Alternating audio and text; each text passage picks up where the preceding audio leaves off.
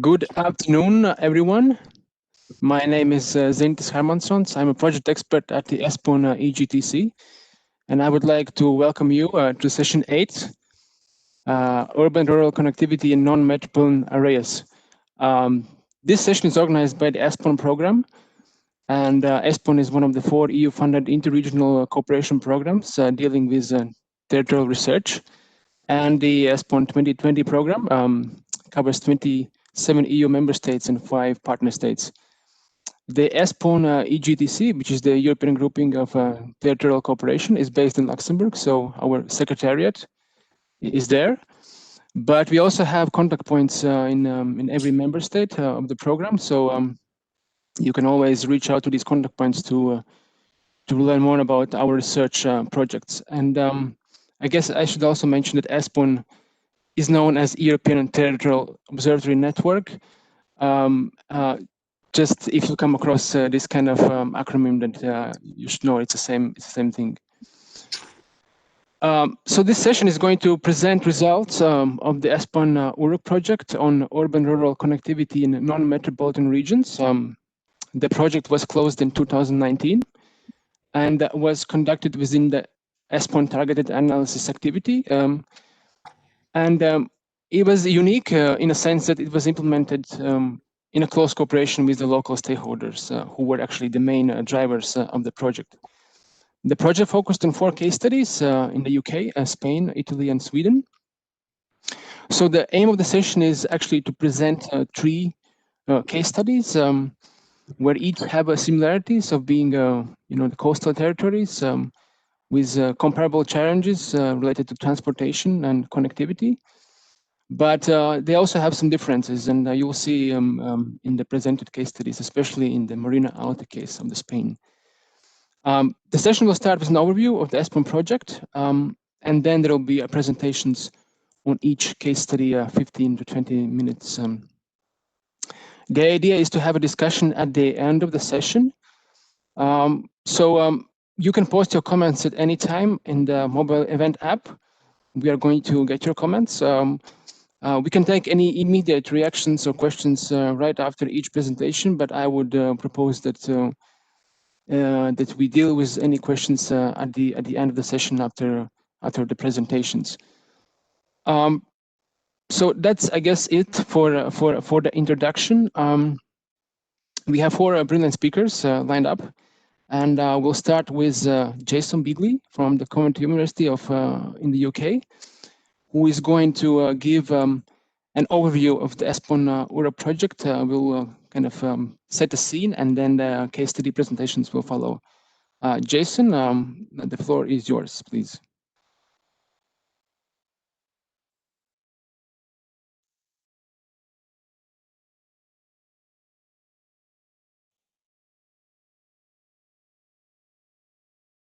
Jason, you're muted.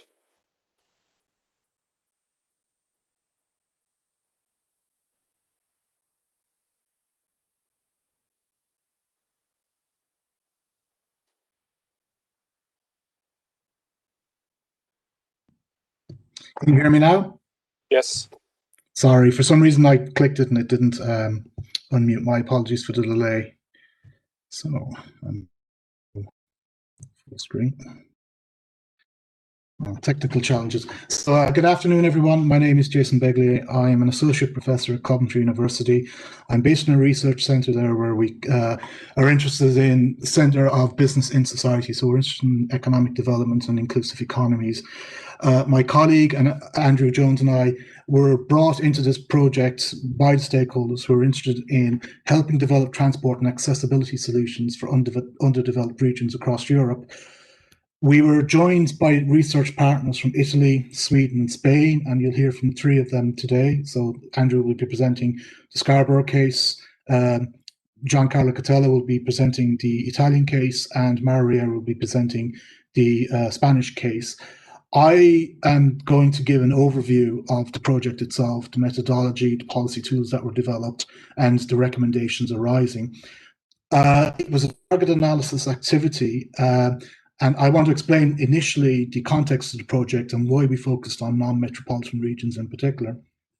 So In the first case, just looking at the purpose of the project, I just have to be clear that the non-metropolitan regions within the literature itself is not particularly well developed, and instead it was a classification that was described by Eurostat to help understand functional regions a little bit better.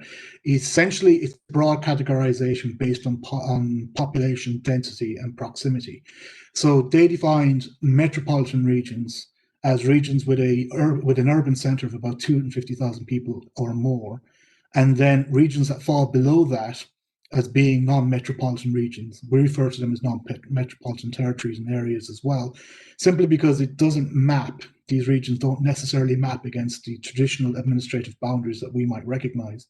And in particular, one of the key aspects of the project that influenced our thinking was a functional region. What makes a functional region? What are the connected activities that describe an integrated and functioning region?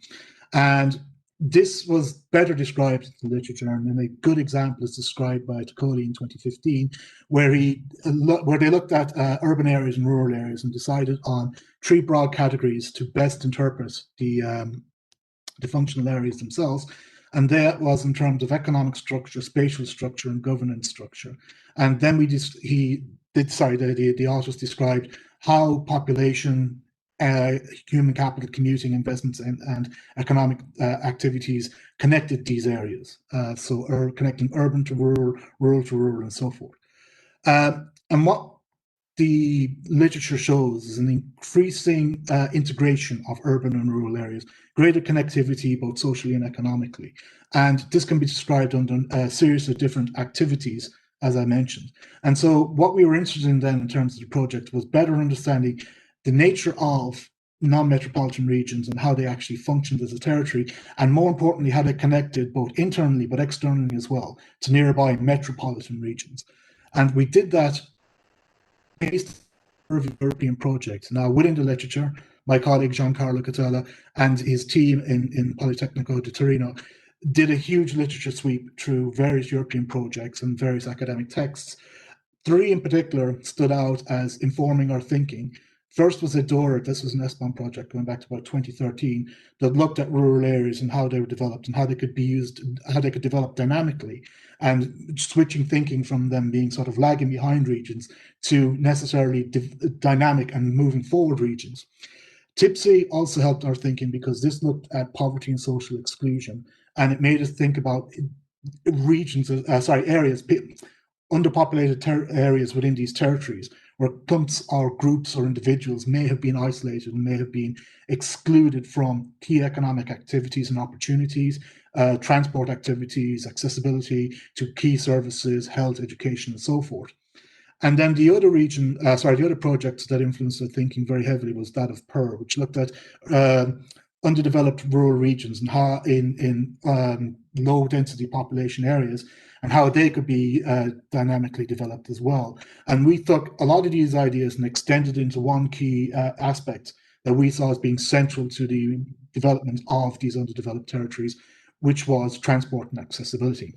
So the project addressed the challenge of countering underdevelopment in disconnected or poorly integrated non-metropolitan regions, in close proximity then to the more developed metropolitan regions. The problem was when we looked at it from the top down, the deeper you got in terms of the information, the more sporadic and ad hoc that information became. So we decided we needed to also take a bottom-up view of the material as well. And that's why we decided to develop 4 case studies and engage with stakeholders and engage with policy units within both the territories themselves, but also in nearby territories that influenced transport and accessibility in these non-metropolitan regions and in the case study areas themselves. Alongside that, we needed to create some degree of comparability, so the learnings from this exercise could be transferred to other comparable NMRs across the European region. And so we engaged in a series of tasks about identifying common characteristics in these 4 areas, but also tailoring bespoke solutions to the territories themselves. And to do that, we created a policy tool. I won't take credit here. That was, I think, largely the efforts of Nordregio, but more probably Giancarlo Catella and his team in Politecnico di Torino. And then we made a series of recommendations, and in this case, that was actually Mariera and her team with the support of the Italian research unit. And those recommendations were also made specific to the territories themselves, but also with transferable learnings brought back to European policymakers. And I'll explain, so that's the project context, on how we went about doing that and the methodology behind it. So just to reiterate, the purpose of the project is to improve connectivity and accessibility. We looked at 4 case study regions. Central then is this concept of the functional region, and in particular, we're looking at the internal functioning dynamics, looking at a range of different aspects, social, economic, spatial linkages across urban, rural areas, in terms of governance, service provision, employment, leisure, and lifestyle, all of which are influenced by transport and transport accessibility. So I want to talk about the 4 territories, but not particularly in great detail, because that will be covered in the case studies. But as Zintis has already referred to, all territories had commonalities. They were coastal, and there was coastal populations were much larger than the internal areas. So we had a number of large seaside towns dotted down along the coast, sometimes the size of a small city, but never anything in excess of 250,000. So the largest, I think, was either Västerbotten either Denia in San Marino, in Marina Alta, or Scarborough and Scarborough. That was about 100,000 approximately. These seaside towns became the focal points for people traveling in and out looking for work opportunities. And the interesting aspect of this was at European, sometimes even national level, the perspective was that these territories were connected more closely to nearby larger cities, larger regional centres, larger urban centres. Whereas in fact, the transport flows demonstrated that people were moving in towards the coastline for their opportunities for employment, for education, and so forth. And what we found is that there was the pockets dependent on small urban centres dotted around these territories that were poorly served in terms of transport and services as a consequence. And I have one quote here from the stakeholder in, Valorossia in the Liguria region in Italy, I think is very telling. And in conversation, they basically said, today at regional level, there is not a transport plan. We are working on it with external consultants that are helping us. And this actually spoke to 2 characteristic traits that we saw in all 4 territories. That was a lack of joined up integrated transport planning that was plugged into regional, national, federal transport planning. It was more ad hoc the deeper you went. And more importantly, a lack of capacity at municipal level to help create tailored, appropriate transport policy solutions that greatly enabled the people living in these territories to move freely towards opportunities, whether they be economic or so forth. At the same time, each of the territories were quite distinct in nature and had quite different challenges. So it became sensible then to create a series of case studies from which the stakeholders could learn bespoke solutions, tailored solutions for their area, but at the same time that we could draw comparisons across. So how did we go about doing that? We're informed in our thinking by the literature, and that points to the following key issues that we need to consider when we're looking at our policy tool development and the methodology underpinning the development of the project. So key issues were around strong networks of public and private transport solutions that enable access to key services, development and maintenance of innovative solutions such as on-demand and flexible response vehicles in remote areas, and seeing how useful and how powerful and how whether they or not they even existed in these territories. We had to assess the challenge for transport systems of emerging technologies, particularly around green transport.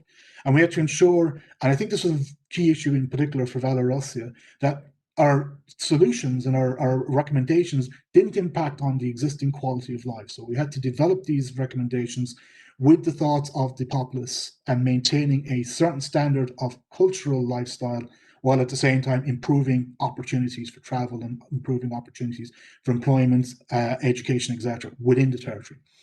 And one of the key sort of areas that we had to consider, which became a very prominent aspect of the project, was administrative and institutional barriers associated with cross-agency services that hindered the efficient implementation of transport policy.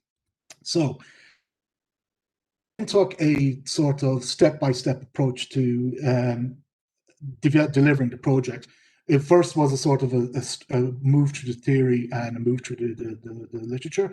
Then we went looking at sub-classifications and trying to get commonality of data that could be compared across the territories.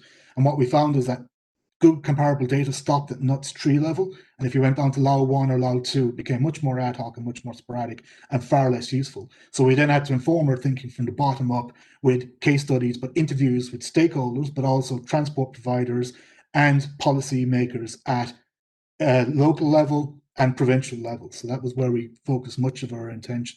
And we spoke to policymakers in nearby larger metropolitan regions, such as York in the case of Scarborough, for example, because what we found was that funding was prioritised towards these metropolitan regions with the belief that that would somehow have a knock-on positive effect in the nearby non-metropolitan region, and yet that was rarely the case. Again, there are caveats you can make about this approach, but we found it was the best possible approach in lieu of good available evidence of data that was in short supply on the ground. Also to identify urban-rural linkages and to understand how the territory was integrated, shall we say.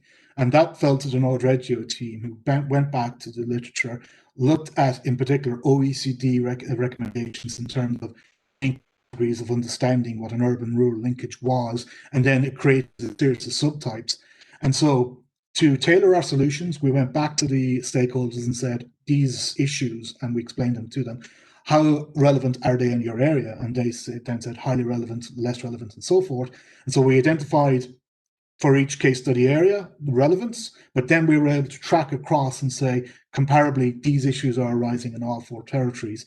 And the 2 examples here are sort of the urbanization process, or migration from urban to rural areas was a key issue for all the policymakers at municipal level within the 4 territories, and public transport availability in rural areas. And in this way, we're able to make certain solutions for the case study areas, but also draw comparisons across them.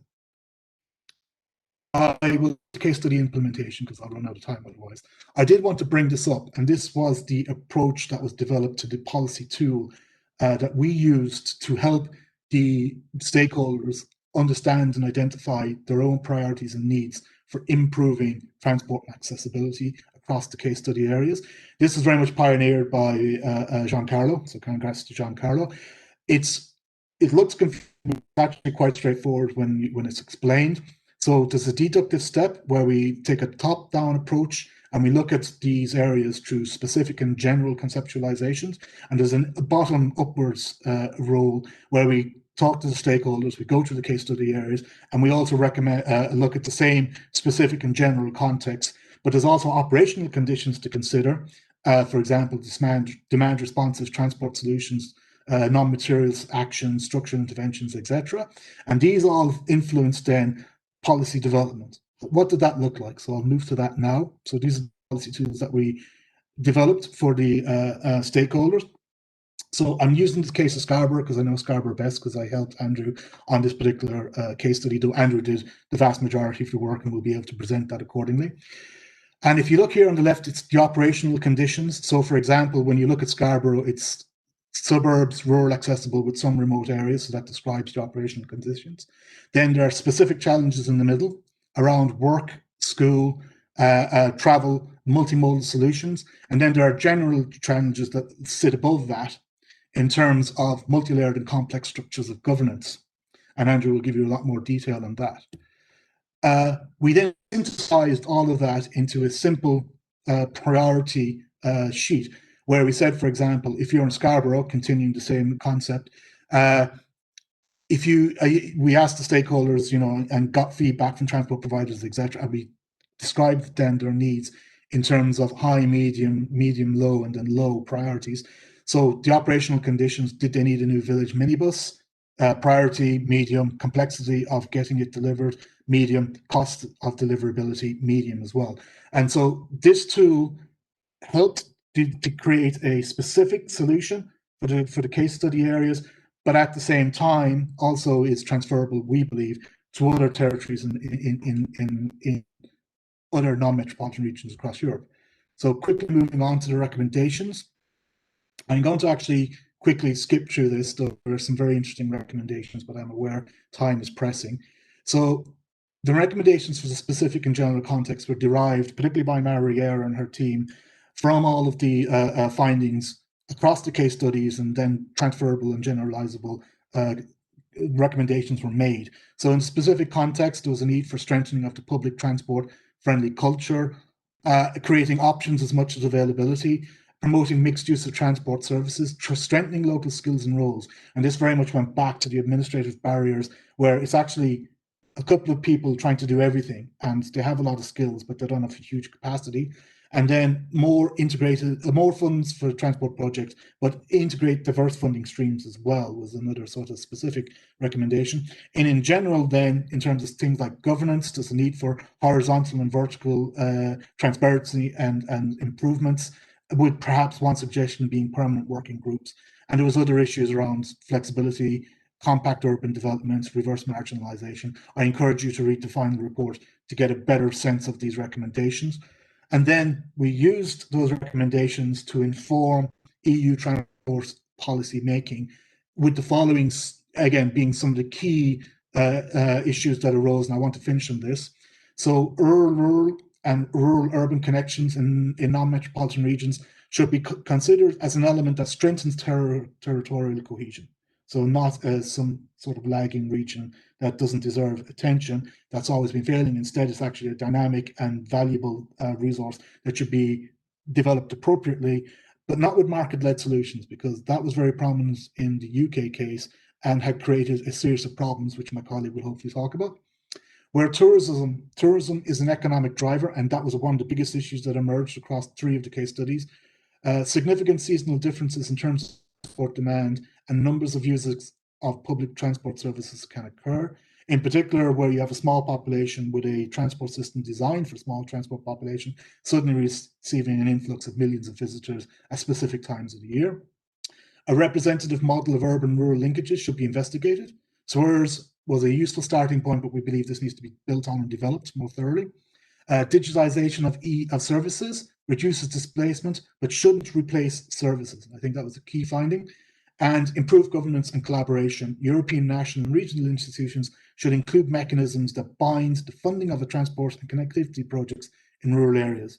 And just one final point, there was some recommendations around post-Brexit scenarios, but that situation moved so rapidly that it became outdated within weeks of it being produced. So you have to approach that aspect of the project with some care and caution. And I'll leave it at that, just to say thank you, in particular, thank you to ESPON for their support on this project.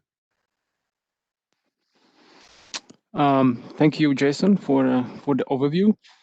I don't see any comments or remarks at this point, and I think this sets a good scene for us to move forward with the case studies. And I will give floor to Giancarlo, who is an associate professor at the Politecnico di Tirino. And actually, Giancarlo has been a very active contributor to ESPON program, and I'm very happy that he was able also to join today. Giancarlo, the floor is yours. I will share the screen. You just tell me when you see the slides, okay? Okay. For now? Yes. You see it now. We saw. I think I can just go on. Okay. Basically, my presentation will focus on one of the case studies that Jason just presented. It is the case of Valle Arrocha. I will present the cases in relation to how Valle Arrocha look like and what are the main challenges for accessibility in this context.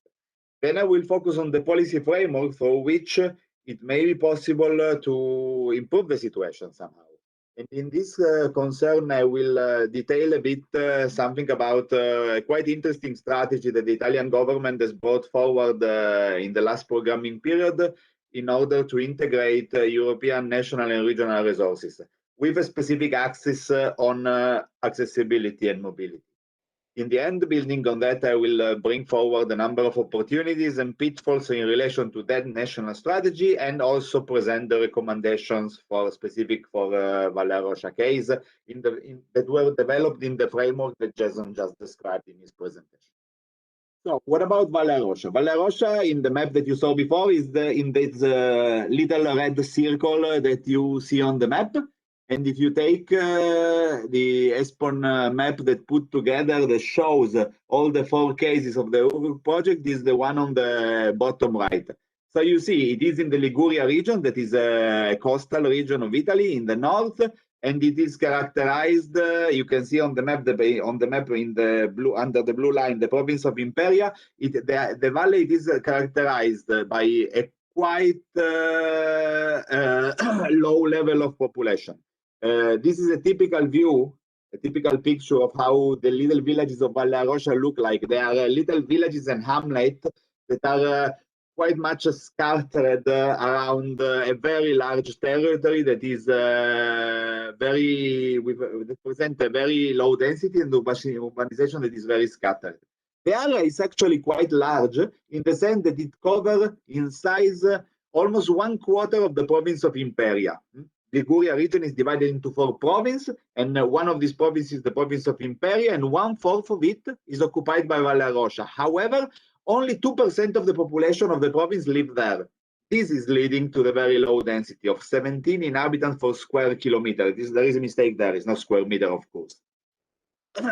You understand how this creates problem, also in relation, also together with the demographic change that has been dramatically decreasing starting from 2001 to nowadays. And I have data from 2001 to 2015 that show minus 9.8% in decreasing population. If you compare it with the decreasing of the whole province, with the rate of the whole province, it is quite the opposite. Here we got minus 9.8% in the whole province. We have 1.3% plus, and in the coastal towns and cities, of course, you have it more.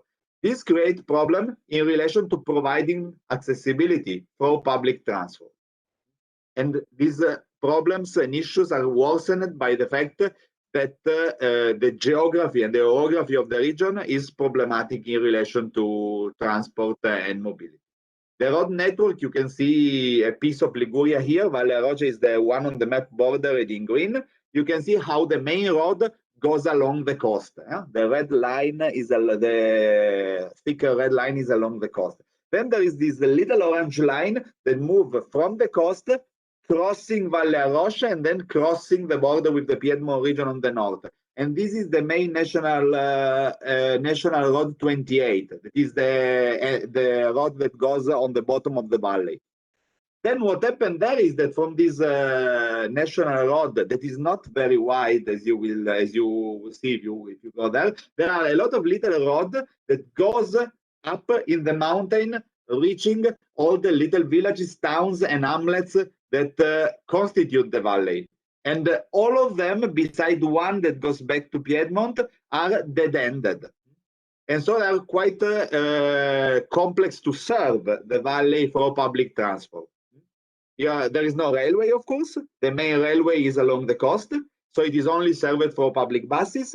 And public buses are, because of the demographic decrease and because of the low density, and therefore the fact that there are very few users, they are very rare and they are anti-economic to provide. And here we come to the accessibility challenges for the area that, as Jason said, are framed into 3 levels, that is general, specific, and operational. And we start with the operational challenges for accessibility and transport there. As I say, accessibility is poor due to the infrastructure, geomorphological, and the spatial feature of the area. As I say, there is mostly a single road axis that is served, plus only 2 routes a day that goes up and down from the valleys to this main area. And sometimes the timetable is organized in a way that doesn't fit for people to reach the coast and to come back during one day. And this, as I say, is because the demand for transport is very weak and scattered, and therefore it is anti-economic to provide the service. Of course, this is also overall a consequence of the economic downturn in which public investment, and therefore also the investment dedicated to transport and the local public budget in general, has been decreasing starting from the second half of the 90s onward in Italy. And because of that, a lot of rides were cancelled and the schedules are not coordinated in a way that could fit the needs of the people. We are not talking, of course, about all the people. We are talking about various categories of people that have a problem moving by car, because actually car is still the mean of transport more used in the valley. The problem is that, for instance, for schoolboys, this is not possible because they don't have access to car, and they have to take these buses in order to go to school. And there's also a problem for what we call territorial assigned person, that are the person that for economic reason or for other reasons don't have access to car. So the market niche for public transport is mostly pupils going to school and territorially assigned person. The Valley has been trying to develop some innovative transport pollution, although they would run into some physical and social barrier for implementation, especially the one based on digital services. Because although the Valley is being increasingly covered by broadband, the socio-cultural context is still not accustomed to that, as they are accustomed to traditional media and device and not, for instance, to use internet, to use the mobile phone with apps and so on and so forth. Also, to manage the situation institutionally is quite complex, because the main stakeholders, the region, the province, and the union, and the mountain union of the municipalities have different roles and priorities, and they are scarcely coordinated vertically. When it comes to the general challenges, they are linked to the fact that beside the 11 municipalities, on their territory, they host a number of settlements that are not even reached by public transportation. So even when the public transportation go up in the valley, when they reach the main centers on the top of the valley, from there to the places where people live, it is still they are still quite far away. So there are still parts that are not reached at all by public transport, and it is difficult to go back to the main hub that will then lead you to the coast. Let's move to the policy framework. The policy framework, as they say, is rather complicated, in the sense that the local public transport it is under the framework of the regional government and the regional transport department that is producing a plan that at the moment is not approved yet, as Jason was saying. But it is in the end for management in the end of the province. The province outsources it to a para-public company that has a contract that stays alive for 9 years.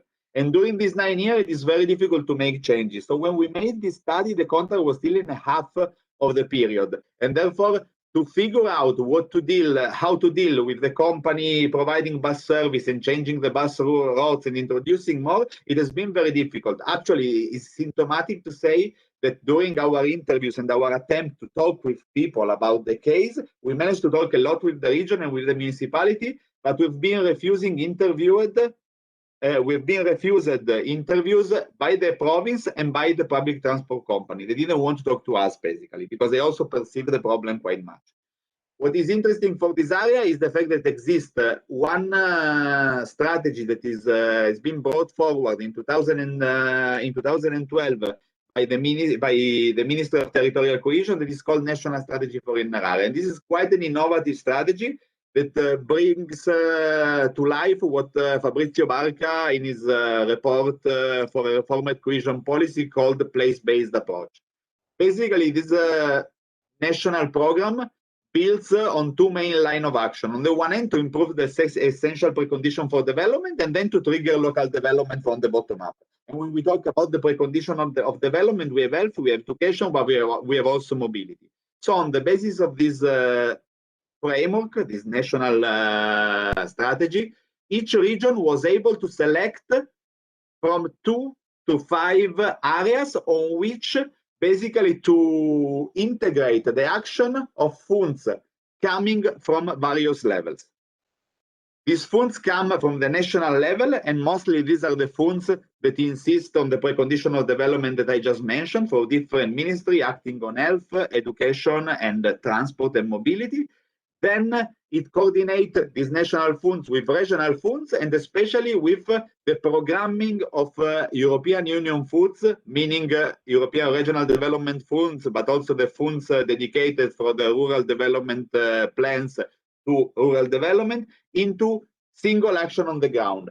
So basically, there is quite an attempt to engineerize fund altogether towards common action on the basis of strategy that should be negotiated with the local actors. So this is also a way through which local actors can make their voice heard at the higher level. This goes together with what Jason was saying before in his presentation.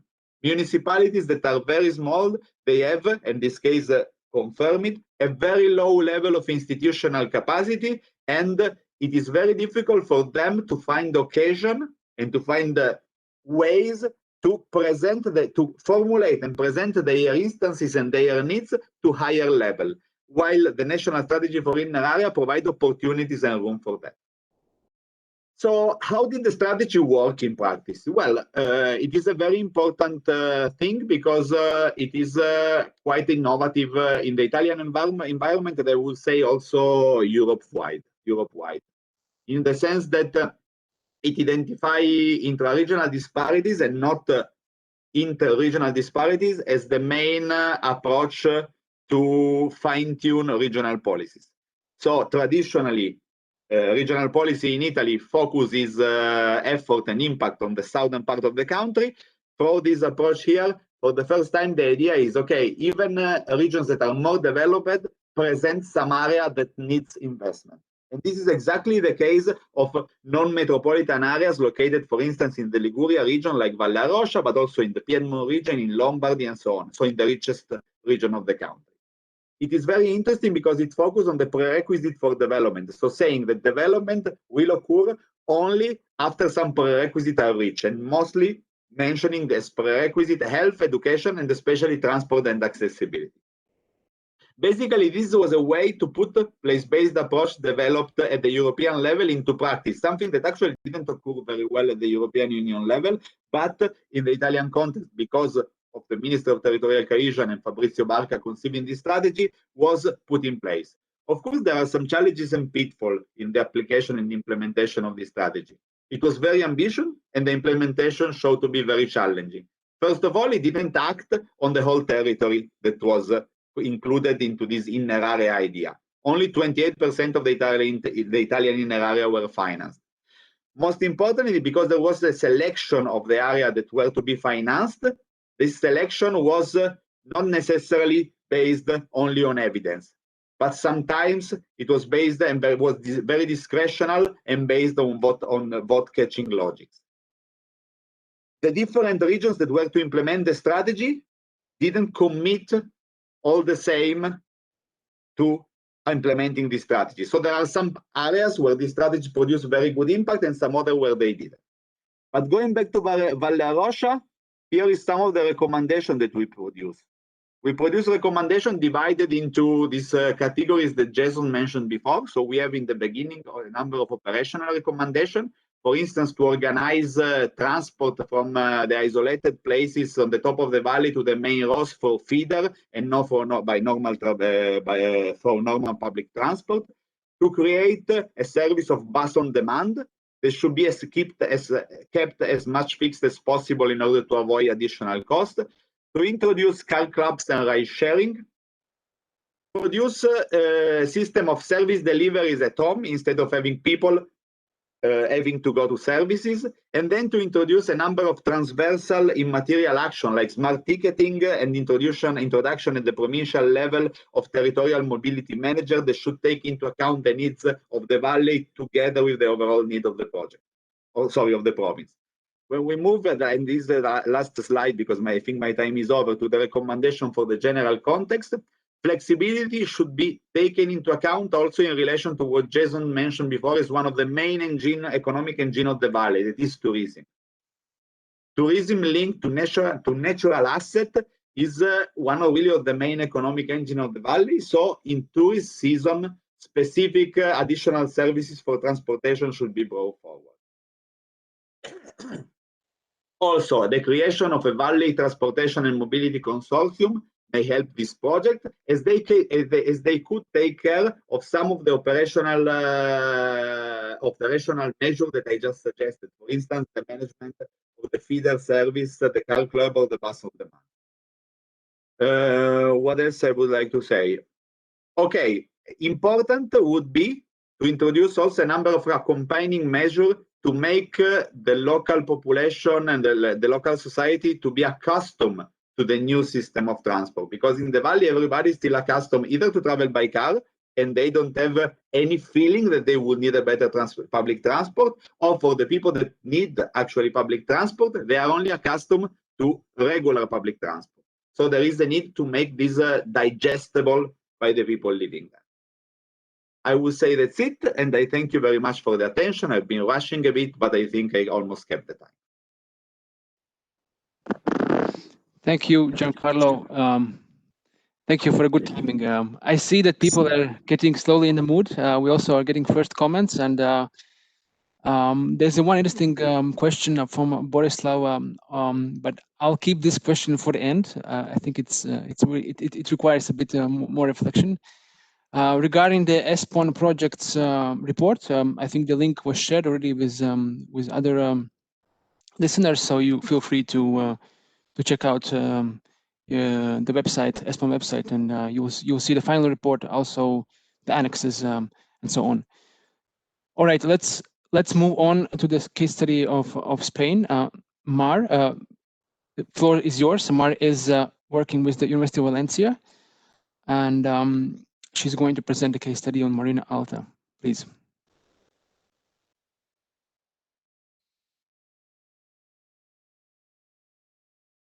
Now you can hear me. Yes.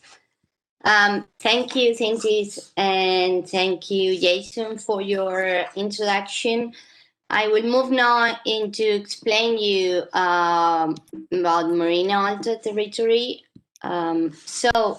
Basically, I will present you how the territory is, where Marina Alta is, with the main features. Then I will just mention main urban-rural linkages that we identified in that territory before discussing and studying which are the main accessibility challenges that Marina Alta faced. And finally, I will present you the most important potential solutions and recommendations that we identified for that area. So about Marina Alta, it is in the east coast of Spain, and this here you can see in the screen the area, but as you can see, it's not all about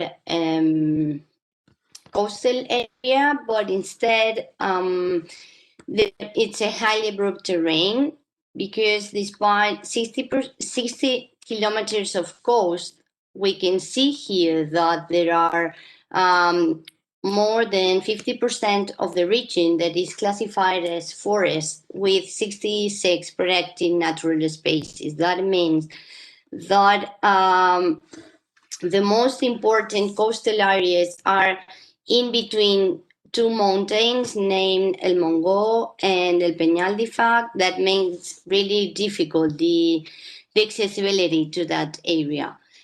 So then we could clearly identify three areas, and we could divide Marina Alta territory in three different areas.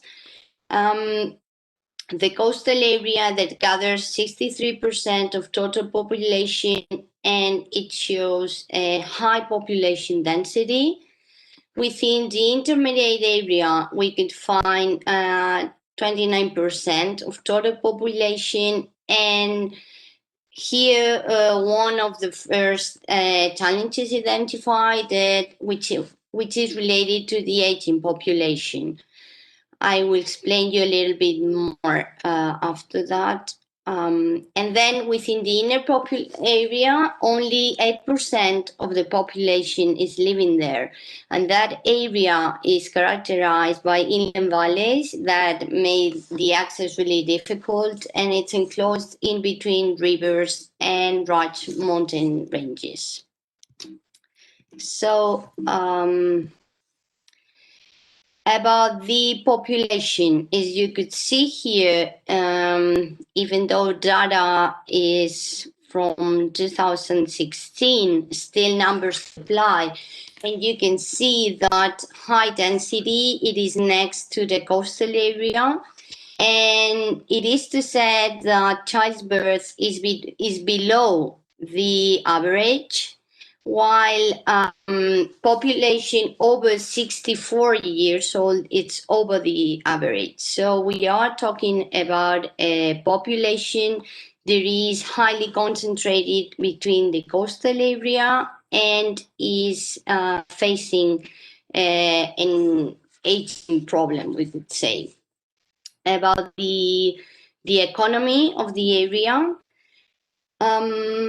I think that this economic activity index shows pretty well how the economic activity is concentrated. Before, I should say that this is service sector economy, and most of the economy, more than 75%, it is devoted to tourism activities. That means that labor market is really segmented and is really related to the seasonal tourism that this area is facing. If you look back at the table, you may see that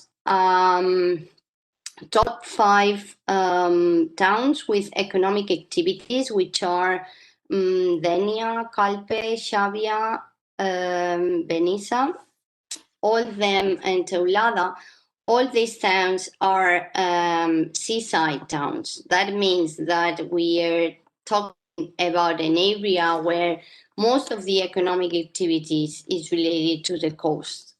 And these make, together with the population distribution, how this territory is classified. About the transport infrastructure, and we can see that main roads come next to the coastline, and there's a motorway that is colored in purple in the map, and then there's a primary road colored in red. And those are the main access roads to the county area. Those roads increase and reinforce the division of the territory, and so they divide this coastal area towards the inner side.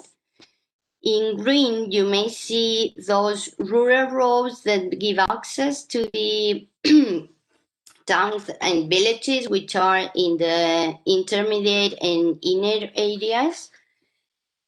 And you can see that only roads and railways, no airport are infrastructure present in that area.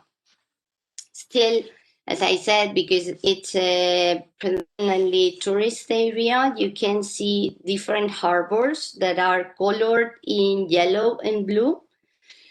Those harbors are really close to the most tourist areas, which are Denia, Xàbia, and Calpe. That means that, those are in yellow, so the ones in yellow are the ones related for leisure activities. So again, there's another sign for this high tourist area. About the institutions and actors involved in accessibility, transport, and mobility, I wanted to show you with this image how many different actors are involved within transport planning. So first, we could say that there are 4 different administrative divisions that are responsible for transport planning. First, we have a national level where they are responsible for planning national railway. They are responsible for planning airports and harbors, but they are also responsible for stating the national laws in terms of transport. Then what it comes next are regional level, and regional institutions are responsible for planning the railway at regional level, but then also they are responsible for funding the transport and accessibility actions that will happen at local level. Then in between regional and local institutions, we may have this intermediate institution we have in Spain, which is, we call them diputaciones, and they are responsible for managing the transport initiatives in the transport planning for towns which are below 50,000 inhabitants, which in this case is most of Marina Alta's municipalities. Then we have, of course, municipalities, which are the local actors responsible for transport planning. But as I said, these are only responsible for transport planning for cities over 50,000 inhabitants. So in the case of Marina Alta, we have these intermediate institutions that are responsible for the local planning. And of course, they are very far from knowing the local reality. Then we have the private sector.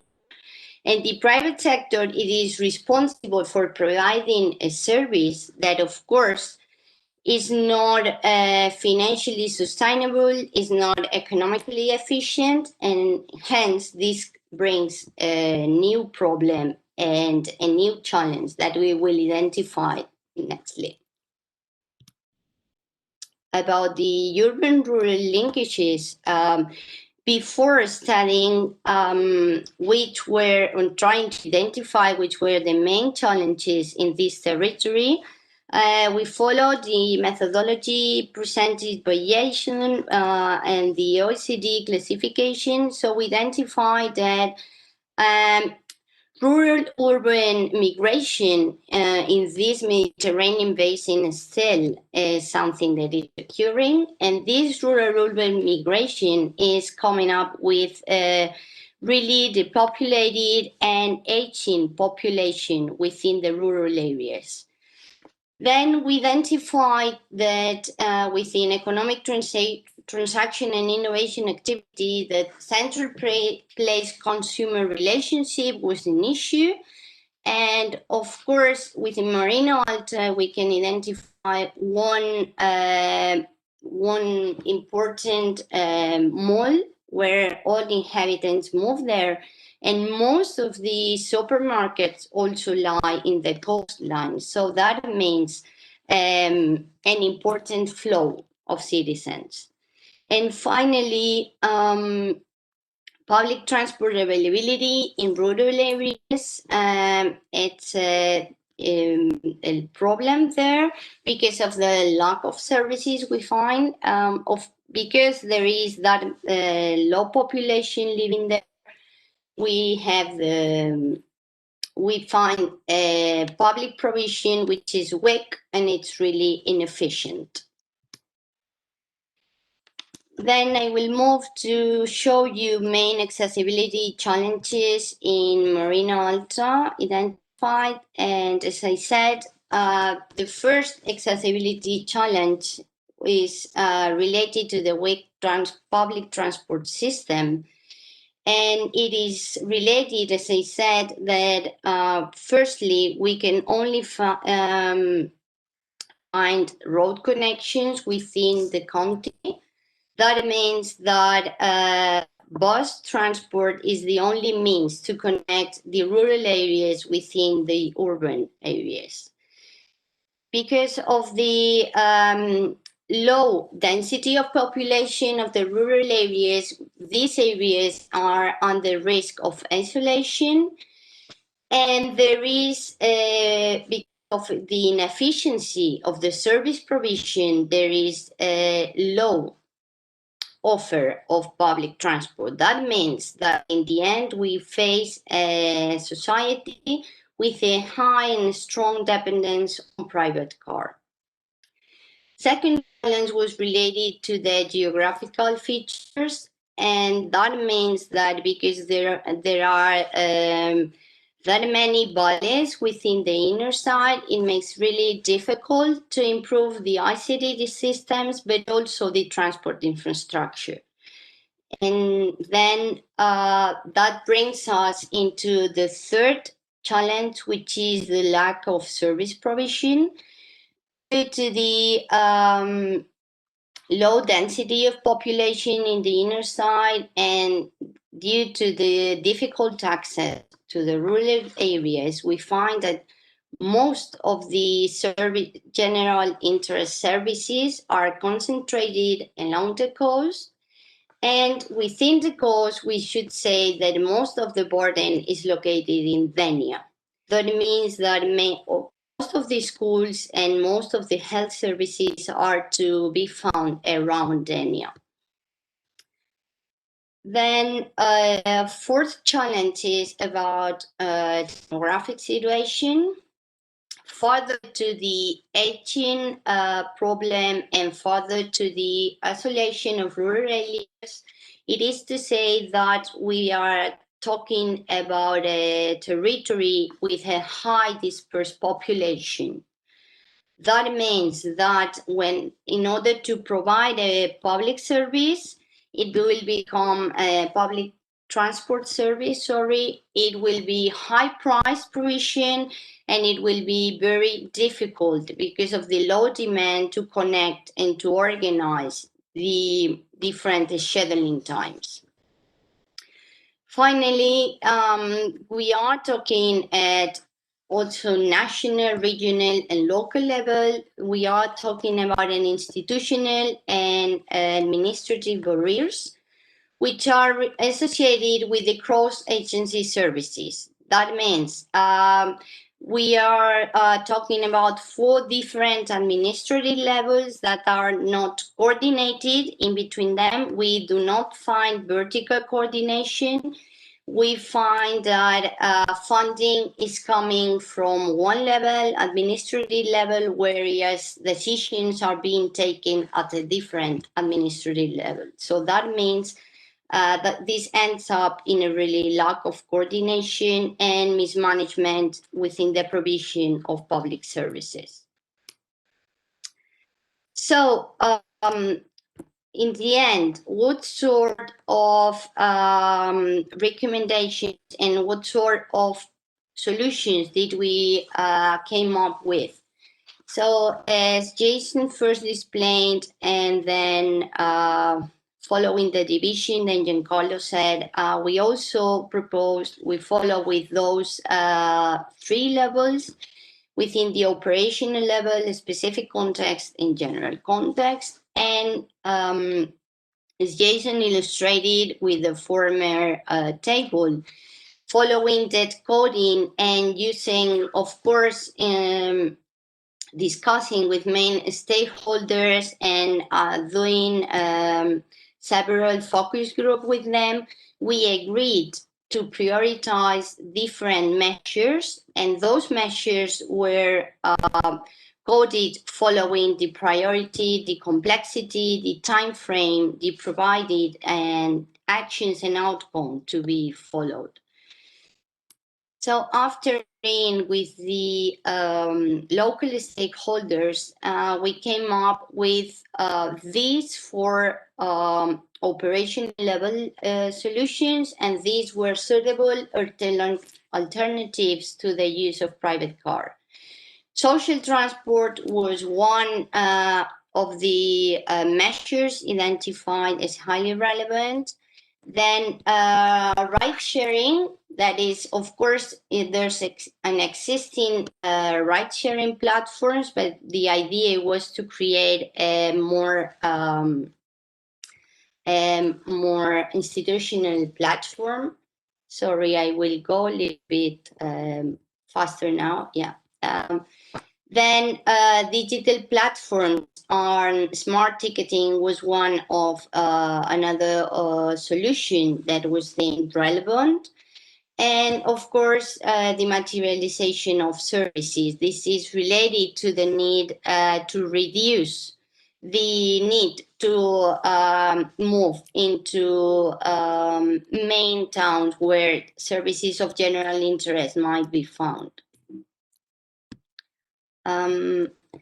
Moving into the specific context, 4 measures were identified as highly relevant, and these were, of course, it was deemed necessary that it was done an in-depth analysis of the real user's need, and with this, that we could categorize which was the most suitable transport mean to each collective. Then there is a need to strengthen the public transport friendly culture. As I said, there's a strong dependence on private car.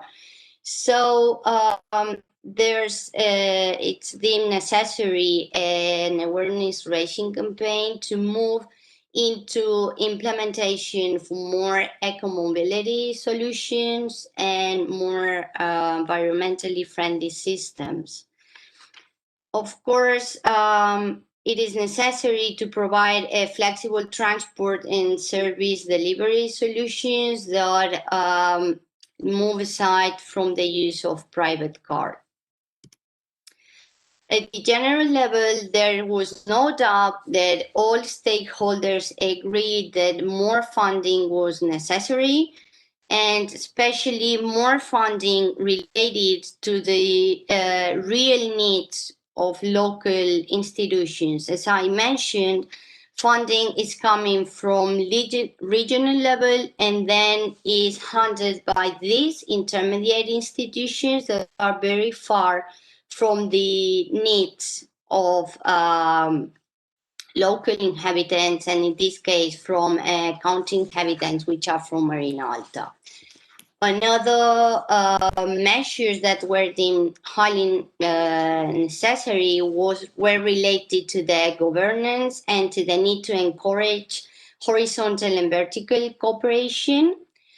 It was also identified that more incisive and integrated planning was needed, either at local but also regional level, towards a more flexible transport provision legislation that should come from the national level, and of course that we should move into a different urban development model. As I said, all these measures were agreed with the main local stakeholders.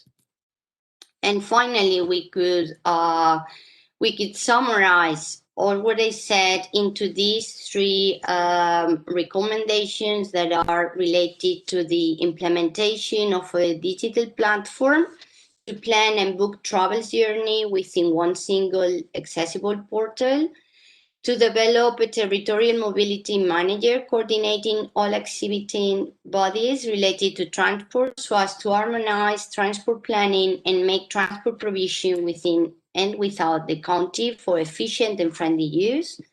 And finally, to move into the materialization of services by reducing traveling needs and make public services accessible anywhere. Thank you very much for inviting us to this conference, and I give you the floor, Zintis. Thank you. Thank you, Mar. Thank you for this overview of the situation in Marina Alta. At this point, there are no questions, and I would like to quickly go on with Andrew. so we can have some time at the end for some discussion. So Andrew, who is also with the University of Coventry in the UK, is going to present a case study on Scarborough. So Andrew, floor is yours. Thank you, Zintis, and thank you to Jason, Mar and Giancarlo as well. So as Zintis and Jason have mentioned, with Coventry, we were responsible for developing the case study for Scarborough Borough. And just to give you a bit of background and a bit of context in terms of Scarborough, and apologies for the slightly low-res map here, but Scarborough is located on the north coast of England and it falls into the North Yorkshire county. North Yorkshire is the largest county by territory in England. However, one of Scarborough's major issues is that it is isolated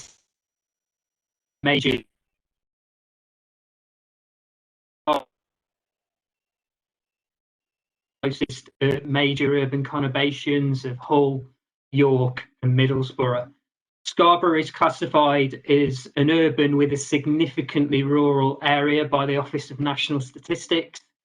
And you can see on the map that the North York Moors National Park makes up a substantial amount of the borough's territory. In fact, some 62% of Scarborough Borough is actually falling into the territory of the North York Moors National Park. So in Scarborough, what we have is a town which has roughly 61,000 people on the coast, Scarborough town, and then we have around 50,000 other people scattered across the rest of the borough. So there is a significant issue with isolated populations in the rural areas, which has impacts for transport and accessibility. So another feature of Scarborough is not only this very concentrated population,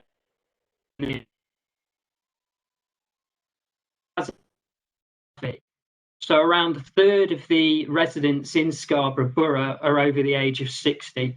So this creates significant pressures on key services, particularly in relation to healthcare.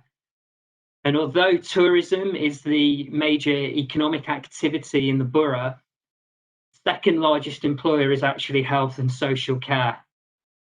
In terms of the economic structure of Scarborough, it is actually second only to London in terms of the number of overnight visits by tourists in the UK. So this is well over 7 million at the last point of counting. And as a result, a substantial proportion of the borough, some 19% of employees, work in the accommodation and food services industry. However, Scarborough is considered to have a reasonably well-balanced economy for a seaside town. So other key activities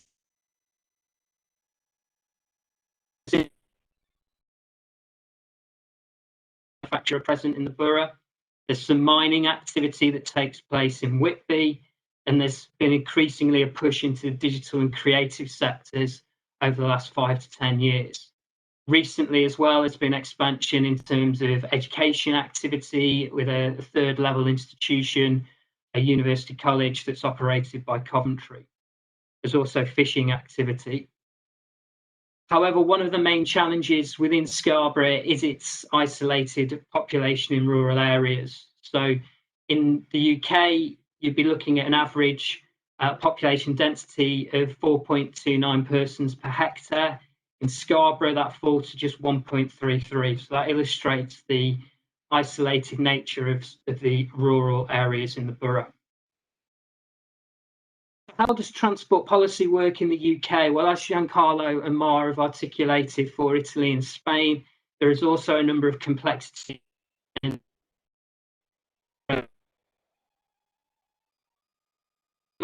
Is the responsibility of the Department of Transport, who then work with a series of agencies and bodies such as Highways England and Network Rail. For Scarborough, the key transport authority is North Yorkshire County Council, who have ultimate responsibility for transport in North Yorkshire. However, at this regional level, there is now a second body, which is Transport for the North, where all of the transport agencies will combine as effectively a lobbying organisation to encourage central government to distribute funds for infrastructure development. Alongside that as well, there's also local enterprise partnership, which in Scarborough is York, North Yorkshire and East Riding. It's one of the largest local enterprise partnerships in England, and they will also allocate funding for transport projects. Scarborough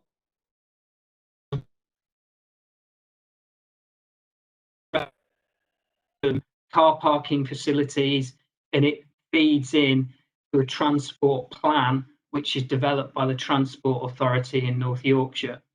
However, as we'll show working through the presentation, this means that for a smaller area like Scarborough and a non-metropolitan area such as Scarborough, that they often face competing tensions with other larger areas that have more power to influence funding decisions.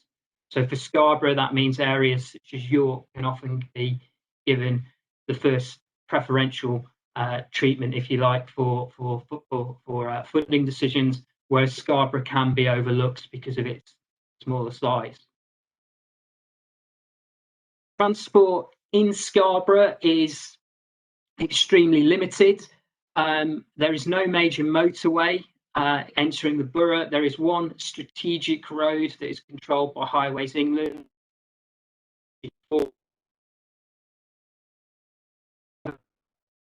The west, with major conurbations in York and Leeds. Capacity has generally been limited. There has been a recent expansion on rail services to around 400 seats per hour towards York, but going north, so up towards Middlesbrough and Redcar outside of the borough, there is a very limited service. So in this particular provision, if you're a commuter, it's effectively, it takes too long and the service times aren't effective for you. So rail services are not particularly well developed towards the north of the borough.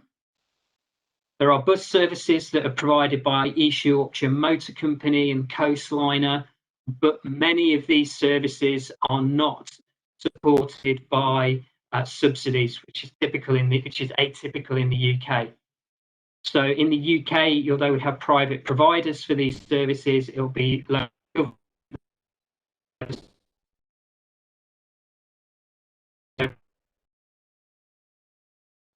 A decline in the subsidies that are going to these providers.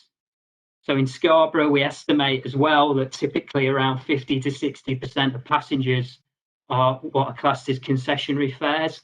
So these are elderly people, retirees, and occasionally school children. There is a social transport provider that has looked to cover some of the gaps left by the impact of austerity on bus services, although demand for those services isn't perhaps as wide as it should be, and I'll explain a bit more on that later. But generally, as has been flagged in the other case studies, there is an issue with car dependency. But another problem for Scarborough is that its rate of car ownership is actually quite low. So they are only 237th out of 348 authorities in the UK for vehicle access per 1,000 inhabitants.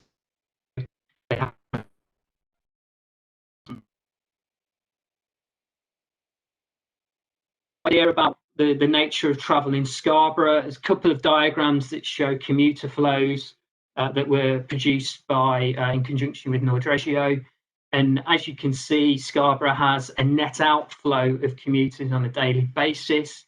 And typically these are very short commutes, either across to East Riding of Yorkshire, which you can see to the south, Hambleton, Rydale and Hambleton, which you can see to the west, and Redcar and Cleveland, which you can see to the north. So generally commutes in Scarborough, both in and out, are over small distances, although there is some cases of people travelling in from Leeds, which is sort of 50, 60 miles away, but that is a very small proportion of the Scarborough workforce. In fact, some 82% of the Scarborough workforce are all residents in Scarborough Borough. That's the lie of the land, and the 4 areas. So there's the connections to outlying towns and villages in Scarborough Borough and beyond. There's the impact of tourism. There's the economic consequences of these transport links, and there's issues with governance. So in terms of the connections to outlying villages, most of the key services in Scarborough are centralised within the town centre. So for healthcare in particular, there is very little provision within the rural areas. So people will need to travel out of the rural areas into Scarborough town to access these services. And that is a particular problem for those who do not have access to adequate transport. Public transport services in these isolated, deeper areas in Scarborough aren't seen as economically viable by providers, and many of the small villages are not served by any public transport whatsoever.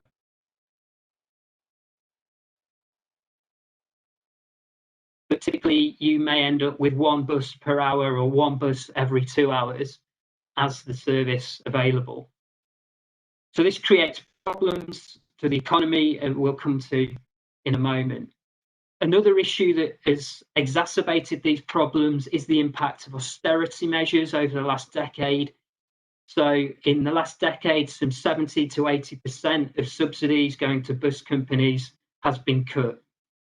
When we spoke to one of the providers and North York's County Council, who are responsible for bus services, they indicated that the bus providers have to use some of their money that's set for maintenance effectively to actually subsidise their ongoing activities and routes. The issue of car dependency is also a particular problem, particularly in the deeper rural areas, and especially towards. So there are a large number of retirees who move into the rural areas, particularly in the national park region. So transport for these individuals becomes a problem when they are no longer able to drive. And policymakers, particularly in the North York Authority, have tried to incorporate this into their own planning, but there are difficulties in terms of resource to provide these people adequate transport. And more generally, the ageing population of Scarborough, as indicated, also creates pressures on key services. The impact of tourism is particularly stark. So the A64, typically on the outbound corridor on a normal day, would deal with 8,000 vehicles. In the peak summer season, that would go up to 20,000. Rail capacity is not sufficient to cover the extra number of tourists that come into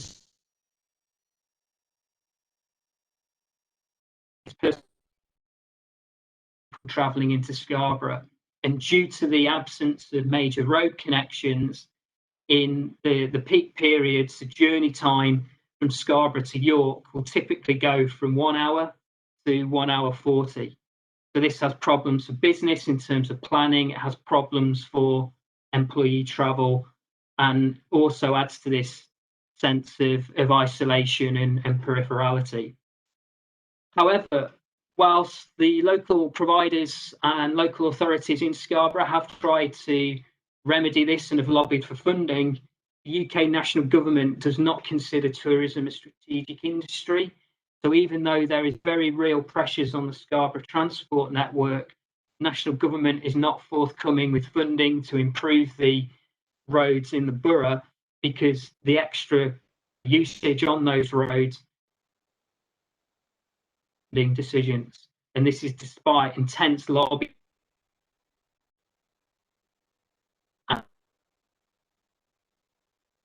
Issue for Scarborough is the economic costs that result from these transport networks.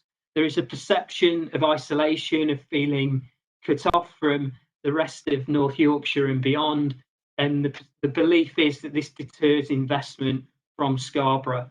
So Scarborough effectively has to be very defensive with the major companies it has in the borough, and with GCHQ, McCain's, a food processing firm, and Alexander Coachmakers, there's a very real desire to protect those key anchor firms. But as a result, clearly there is a large amount of risk if there any issues impact the operations at those firms, or they look to move elsewhere and operate in another region of the UK. In terms of access to employees, another cost of the transport network, so it's difficult to attract labour in from outside of Scarborough. Already mentioned that it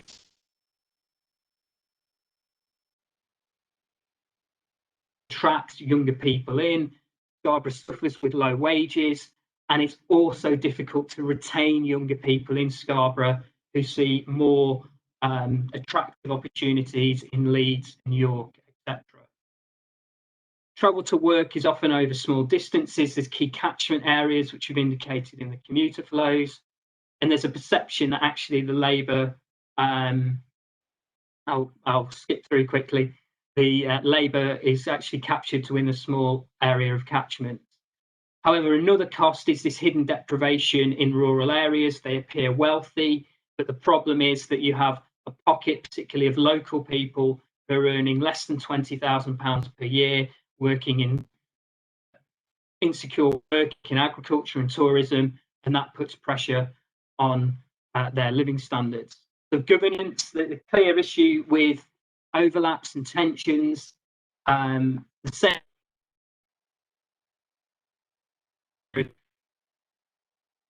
But one of the major issues, and Jason noted this, was the fact that the resource capacity of the Scarborough Borough Council is limited due to austerity, so they aren't actually able to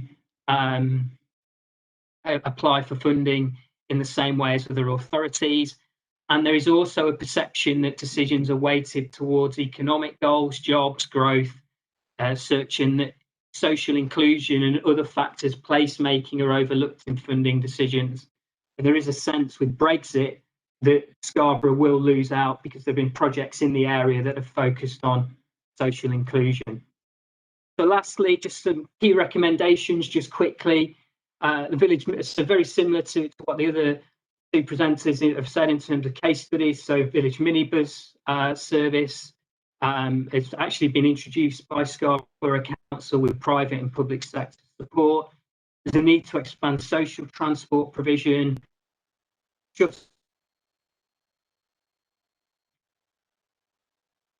Is also considered park and ride system in Scarborough, but it doesn't work, so that one has been put to one side.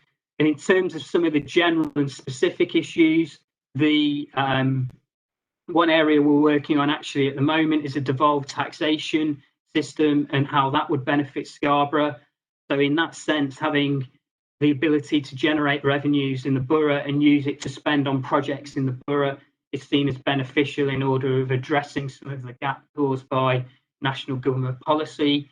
There is also a desire in Scarborough to continue to support business and to support the education centres in Scarborough in order to address some of the issues with skills and in order to ensure that the people in Scarborough have the right skills for the jobs, such as low carbon vehicles or digitalisation.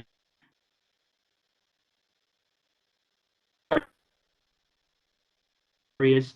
So that is actually a deterrent to invest in digital services. There was a brief trial with Scarborough on rail, but getting a multimodal platform is difficult given the resource constraints and the geography of the borough. So thank you for listening, and I look forward to any questions that you might have. Thank you, Andrew. Thanks for the presentation. We are all going a bit over time. We are left with approximately 10 minutes, and I would like to pick up some questions from the chat. And the question from Borislav Stojko is how local people react to the ESPON project's professional language. And I just want to extend this question a bit more.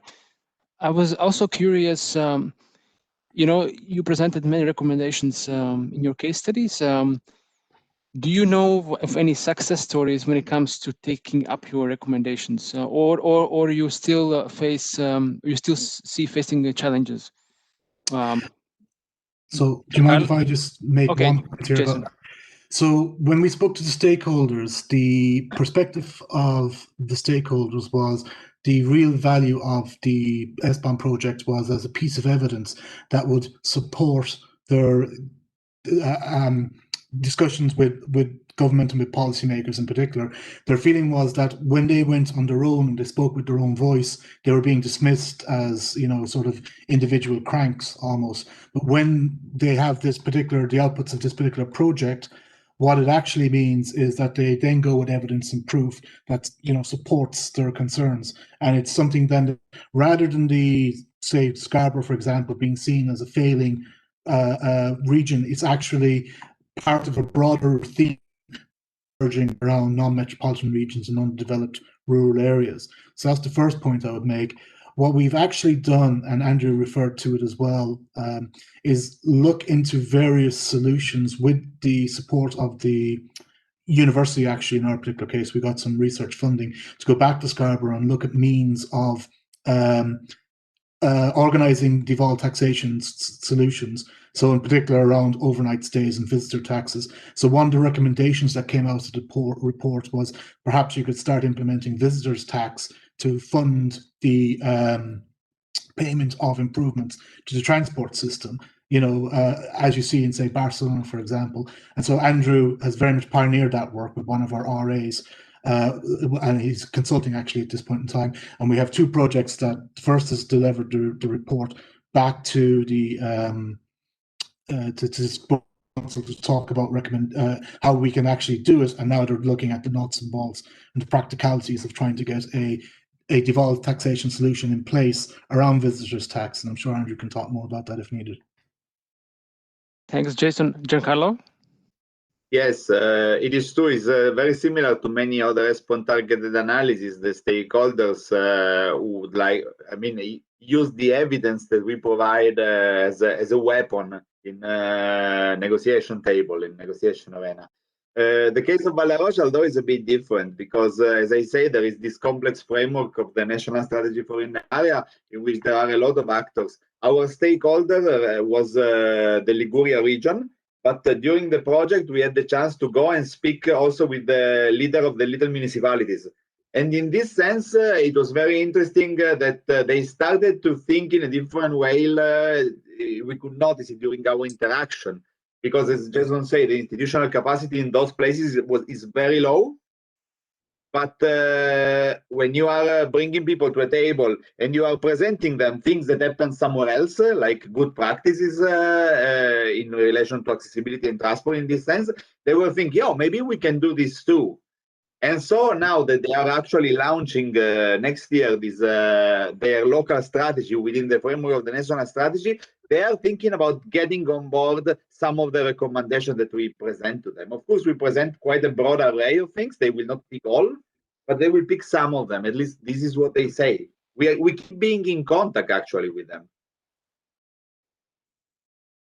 Okay, good to know. Andrew, you also want to add something? Yeah, just to add on the Scarborough point as well, they have introduced a village minibus based on the recommendations that goes out to some of the rural villages. So that has been taken forward as well as the devolved taxation work, which Jason noted. Mar, any success stories in Marina Alta? Yeah, for Marina Alta, it was pretty much the same as the Scarborough, and they really wanted this sort of more academic and more formal document that reinforced their ideas, and they really looked for this case study for them to have as this formal study that reinforces their demandings and help them to go to the regional and in these intermediate institutions to claim for this need for cooperation and integration between different institutional levels. So yeah, they were happy with them. They didn't implement any measure that far, but I think they will need more time to that, at least here in Spain. Okay, thank you. There's also a question from Uwe Ferber. How EU instruments on rural development, I guess, will be replaced after Brexit. I suppose this goes more to colleagues from the UK. Can you say something about this? Yes, I'm investing in beans and shotguns because that's the only thing I'm certain of for the future. It's a very difficult situation. It's not helped by a government that is planning in the short term rather than the long term. It's not entirely clear how they're going to replace EU funding streams. I think their attitude is we'll exit and then we'll figure out all the problems that are created by that, which is, I mean, not to get too far away from the points, you know, it's crazy. That's, I don't want to get into it. It's terrible. Just to come in on that point, there is the Towns Fund that has been proposed as one potential mechanism for that Scarborough certainly have investigated.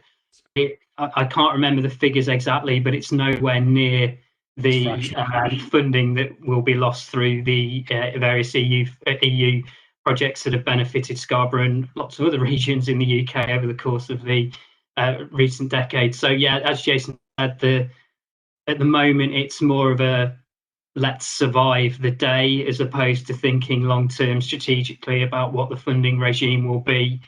And there are a number of regions in the UK that are in for a bit of a shock over the next few months, unfortunately. Makes me cry, literally. Okay, thank you all. We need to wrap up because we need to close the session. I thank If all they want to send any further questions to Zintis, please just give them our contact details. Yes, you can send questions also to ESPON, to me, and we can continue this. Unfortunately, we didn't have time to talk a bit more about the COVID impact. Well, that's for another time. But anyway, I thank all the speakers for your contributions. I thank those who had patience to stay with us and connect via mobile event app. I know there are many events happening during the conference, so you may be distracted. But anyway, thanks for those who stayed. As I said, the report and the final report and the case study reports are available in the ESPON website, and you are more than welcome to look at the recommendations which were presented today. So with this, I close the session and thank you for being with us. Thank you, Zintis. Thank you.